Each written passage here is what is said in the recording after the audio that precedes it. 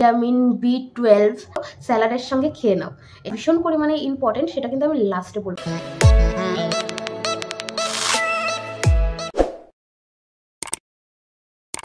নমস্কার সবাইকে, আরও একটু নতুন ভিডিওতে সবাইকে স্বাগতম। আর তোমরা সবাই কেমন আছো সেটা কিন্তু অবশ্যই বলো। আর কে কে লাস্ট টাইম ডাক্তার দেখাতে গিয়েছো, ডাক্তার কি বলেছে সেটা কিন্তু অবশ্যই শেয়ার করতে হবে। আর কে কে নতুন কনসিভ করেছো সেটাও কিন্তু কমেন্টে প্লিজ বলো। তো আজকের ভিডিওতে তোমাদেরকে এটা বলবো বা এটা বলার চেষ্টা করব যে আমরা ডেলি রুটিনে যে সমস্ত জিনিস খাবার খেয়ে থাকে, তো তার থেকে আমরা কিভাবে হেল্প পাবো ইনফার্টিলিটির কেসে।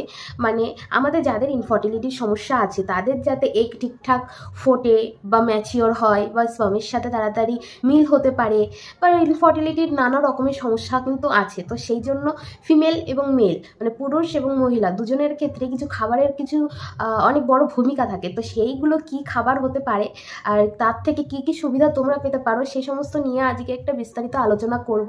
আর তোমরা ভিডিওর প্রথম থেকে শেষ পর্যন্ত দেখতে থাকো, আশা করি তোমাদের অনেক ভালো লাগবে আর অনেক হেল্প পাবে এর থেকে। ইনফার্টিলিটির যদি কথা আসে আর ফার্টিলিটি ফুডের যদি কথা আসে তাহলে কিন্তু প্রথমেই চলে আসবে লেবু। সে যে কোনো ধরনের লেবু হতে পারে, পাতিলেবু হতে পারে, কমলা লেবু হতে পারে, যত ধরনের লেবু আছে সব ধরনের লেবুতে প্রচুর পরিমাণে ভিটামিন সি পাওয়া যায়। আর এটা কিন্তু যে কোনো জায়গার ক্ষতকে ঠিক করতে হেল্প করে। লেবুতে কিন্তু প্রচুর পরিমাণে পলিয়ামিন নিউট্রাসিক পাওয়া যায়, যেটা কিন্তু প্রধানত এর কাজ হচ্ছে এগ আর স্পামের কোয়ালিটি ঠিক করা। তো এর থেকে তোমরা আশা করি বুঝতে পারছো যে লেবু খুবই একটা ইম্পর্টেন্ট জিনিস। তোমরা রোজ খাবার সঙ্গে একটু করে পাতিলেবু খাও, না হলে রোজ একটি করে কমলা লেবু বা অন্য কোনো লেবু খাওয়ার চেষ্টা করো। এবার দ্বিতীয় যে ফুডের কথা আসে, ফার্টিলিটি ফুডের কথা আসে, সেটা হচ্ছে চিজ। হ্যাঁ, অনেকে হয়তো অবাক হতে পারো, যে বলতে পারো যে দিদি চিজ কি করে, কিন্তু হ্যাঁ অনেকের স্টাডিতে এটা পাওয়া গেছে যে চিজ, এগ এবং স্পার্ম দুজনেরই মানে দুটো জিনিসেরই হেলথ অনেকভাবে প্রভাবিত করে থাকে। অর্থাৎ এগ এবং স্পার্মের হেলথকে ঠিক করতে খুব হেল্প করে হচ্ছে চিজ। তার জন্য বলবো তোমরা চিজ নিতে পারো। এবার চিজে যেহেতু ফ্যাট থাকে তার জন্য বলবো অল্প পরিমাণের নাও। আর যাদের পিসিওডি আছে তারাও ভীষণ অল্প পরিমাণের নাও, আর যাদের পিসিওডি নেই তারাও খুব অল্প পরিমাণের নাও, খুব বেশি না। কিন্তু চিজ ভীষণভাবে এগ ও স্পামের হেলথকে খুব ভালো করে আর কি ঠিক করে। এবার ইনফার্টিলিটির কেসে কিন্তু তৃতীয় নম্বরে আছে দুধ এবং গরুর দুধ। সর ফেলে দিলে হবে না, সর শুদ্ধ দুধ খেতে হবে। আর কোয়ান্টিটি একদম অল্প নিয়ে, তো ফ্যাট থাকে।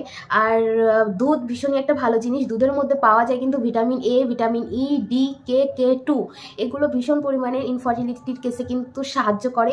এটি এর প্রধানত যে কাজ থাকে সেটি হচ্ছে এগের সঙ্গে স্পামের মিলতে ভীষণভাবে হেল্প করে থাকে। তার জন্য কিন্তু তোমরা দুধ নিতে পারো। এই যখন আর কি তোমরা ট্রাই করবে ওই পিরিয়ডটার মধ্যে তোমরা দুধ খেতে পারো, কিন্তু খুবই কম কোয়ান্টিটিতে খাও, যদি কোনো সমস্যা থাকে তাহলে। আর যদি কোনো সমস্যা না থাকে তাহলে খেও না। কিন্তু হ্যাঁ, বলবে যে ফ্যাট আছে, কিন্তু ডাক্তারও কিন্তু বলে যে দুধ খাও। আর যারা ডায়েট করে, জিমে যায়, তাদেরও কিন্তু ডায়েটের মধ্যে দুধ থাকে।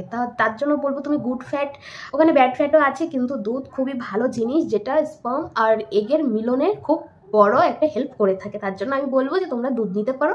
এবার 4 নম্বরে যেই ফুড আর কি আছে সেটি হচ্ছে লিভার, অর্থাৎ মেটের মধ্যেও কিন্তু অনেক ধরনের ভালো জিনিস পাওয়া যায়, যার জন্য কিন্তু মেটেকে এখানে প্রাধান্য দেওয়া হয়েছে। এই লিভারের মধ্যে কিন্তু পাওয়া যায় vitamin A, iron, vitamin B12, তারপরে কোলিন, omega-3s, এই সমস্ত জিনিস প্রোডাক্ট মানে এই সমস্ত জিনিস এতে পাওয়া যায় বলে একে ভীষণভাবে প্রাধান্য দেওয়া হয়েছে। আর এর মেইনলি দুটো কাজ।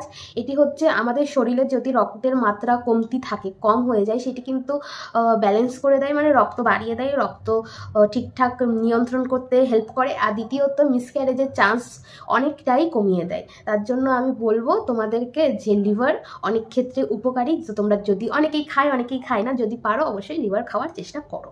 এবার 4 নম্বরে খুব কিন্তু একটা ভালো একটা জিনিসের কথা বলবো, যেটা কিন্তু মানে একটা ম্যাজিক্যাল বলতে পারো, ভীষণ সিক্রেট এটা। সেটি হচ্ছে পাকা টমেটো। এবার ভাবছো যে পাকা টমেটোতে এমন কি আছে যেটা ইনফার্টিলিটির কেসে খুব হেল্প করতে পারে। পাকা টমেটোতে লাইকোপিন থাকে। লাইকোপিন কিন্তু স্পামের জন্য ভীষণই হেল্পফুল একটা জিনিস। এটি কিন্তু স্পামের জন্য অ্যান্টিঅক্সিডেশনের কাজ করে। তো অনেক ক্ষেত্রে কিন্তু যাদের স্পাম কাউন্ট ঠিকঠাক হয়, নর্মাল হয়, কোনো সমস্যা দেখা যায় না, কিন্তু ম্যাক্সিমাম স্টাডিতে দেখা গেছে যে স্পার্ম কাউন্ট ঠিক, মর্টিলিটি ঠিক, সব কিছুই ঠিক আছে, তারপরেও ওনার যে পার্টনার আর কি, ফিমেল পার্টনার, তারও সব ঠিক আছে, কিন্তু তার সত্ত্বেও বেবি হচ্ছে না। তার জন্য কিন্তু অনেক ক্ষেত্রে দেখা যায় স্পার্মের মধ্যে অ্যান্টি অক্সিডেশন কমে যায়, ফলে ডিএনএও কমতে থাকে, যার ফলে কিন্তু বেবি আর কি কনসিভ হতে পারে না। তার জন্য বলবো একটি করে টমেটো নাও, যেটা কিন্তু ভীষণ অ্যান্টি অক্সিডেশনের কাজ করে। দুজনেই নাও, প্রত্যেক দিন খাবার সময় একটি করে টমেটো স্যালাডের সঙ্গে খেয়ে নাও। এটা কিন্তু খুব ভালো একটা ম্যাজিক্যাল সিক্রেট। তোমরা কিন্তু অনেকেই ভিডিও দেখছো কিন্তু সাবস্ক্রাইব করছো না আর লাইকও করছো না।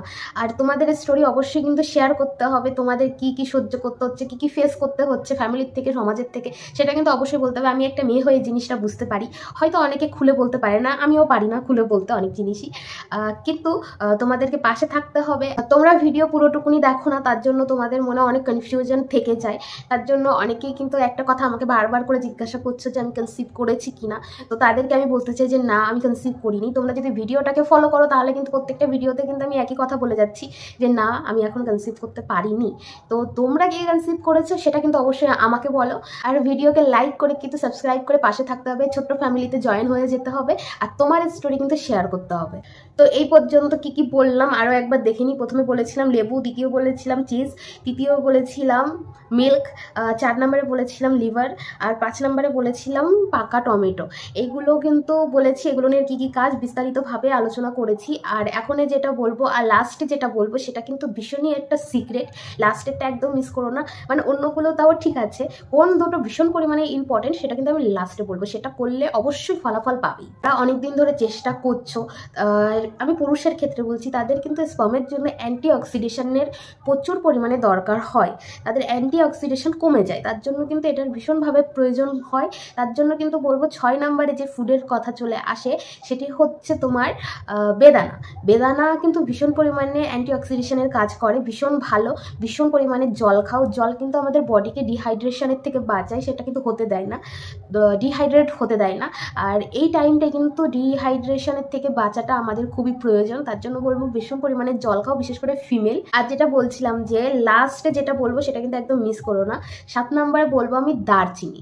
দারচিনি চা করে খেতে পারো, দারচিনি কফি করে খেতে পারো, গরম জলের সঙ্গে, যারা সকালবেলায় গরম জল খাও তারা গরম জলের সঙ্গে খেতে পারো, যারা চিনি আর কি অ্যাভয়েড করছো তাদেরকে বলছি গরম জলের সঙ্গে খেতে পারো।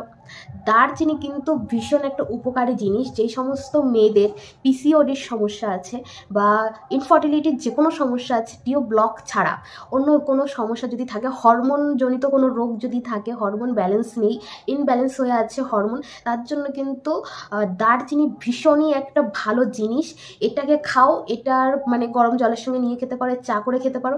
এটি তোমার মানে হরমোন ব্যালেন্স করতে ভীষণ পরিমাণে হেল্প করে। আর তার থেকে বড় কথা হচ্ছে এটি পিরিয়ড সাইকেল যেটা থাকে সেটাও কিন্তু নর্মাল রাখে, সেটাও কিন্তু ব্যালেন্স করে।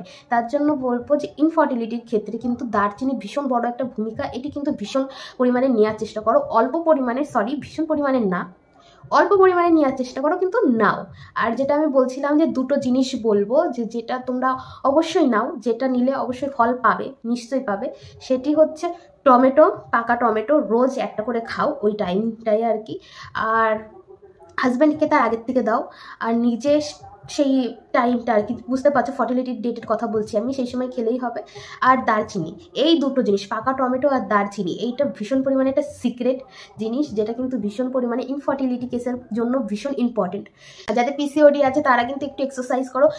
পিসিওডিতে কিন্তু একটা আছে, মানে একটা কথা আছে যে এক্সারসাইজের ক্ষেত্রে, এক্সারসাইজ করে যদি তুমি 10% নিজের ওয়েট কমাতে পারো তাহলে কিন্তু পিসিওডি কমে যায় আর ইনফার্টিলিটির থেকে আর কি বেরিয়ে আসতে পারো। তার জন্য বলবো একটু এক্সারসাইজ করো। আর আমার ফুল ডায়েট, আমার এক্সারসাইজ যদি তোমরা দেখতে চাও অবশ্যই এই ভিডিও ফার্স্ট কমেন্টে আমি লিঙ্ক দিয়ে দেবো, সেখান থেকে দেখতে পারো। আর এখানে যেগুলো বললাম সেগুলো একটু ফলো করার চেষ্টা করো, আশা করি তোমরা খুব তাড়াতাড়ি এর থেকে ফল পেতে পারো।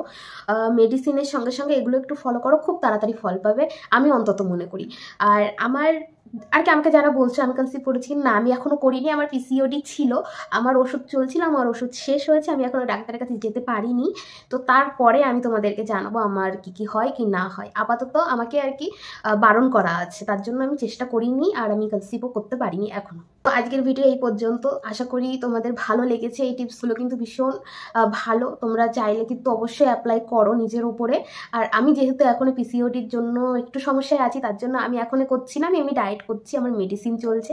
কিন্তু হ্যাঁ, আমার পিসিওডিটা সেরে গেলে আমি অবশ্যই এই জিনিসগুলো ফলো করব। আর আমি যদি কনসিভ করতে পারি তাহলে আমি অবশ্যই তোমাদেরকে অবশ্যই বলবো সেটা। তোমরা কিন্তু অনেক ভালো থাকো, সুস্থ থাকো। আর কমেন্ট করে বলো তোমাদের কি প্রশ্ন আছে, কিসের উপরে ভিডিও চাও সেটাও কিন্তু বলো, নিজের সমস্যাটা অবশ্যই কিন্তু বলো।